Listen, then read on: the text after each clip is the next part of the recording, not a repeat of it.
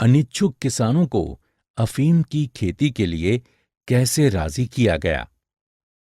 प्लासी 1757 के युद्ध के पश्चात अंग्रेजों ने धीरे धीरे भारत में अपने शासन का विस्तार किया।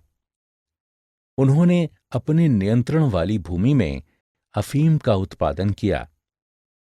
बिहार और बंगाल के आंतरिक भागों में गांव के मुखिया निर्धनतम किसानों को अफीम उगाने के लिए अग्रिम भुगतान कर देते थे।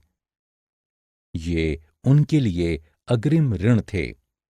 लोग ऋण को इस आशा में स्वीकार कर लेते थे कि वे धीरे धीरे इसका भुगतान कर देंगे।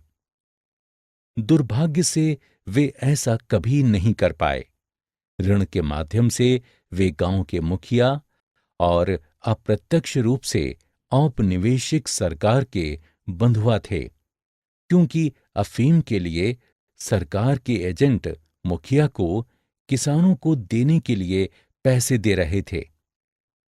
इसके बदले में उन्हें विशिष्ट अफीम के खेतों में काम करने और अफीम के एजेंटों को बहुत कम कीमत पर अफीम देने के लिए विवश होना पड़ता था। किसान ना तो अपनी पसंद की फसल उगा सकते थे और ना ही उपज किसी और को बेच सकते थे।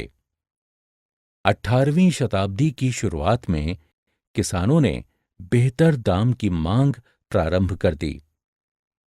उन्होंने अग्रिम राशि लेने से मना कर दिया। बनारस, अब वाराणसी के आसपास के क्षेत्रों में बहुत से किसानों ने इसके स्थान पर गन्ना और आलू की खेती शुरू कर दी। बहुत सारे किसानों ने अपनी फसलों को उन घुमंतू व्यापारियों यानी पैकारों को बेच डाला जिन्होंने उच्च कीमतों की पेशकश की थी। 1820 तक अंग्रेजों ने अपने क्षेत्रों में अफीम उत्पादन में कमी और राजस्थान की रियासतों और मध्य भारत जैसे क्षेत्रों में जो उनके नियंत्रण में नहीं थे, वहां वृद्धि देखी।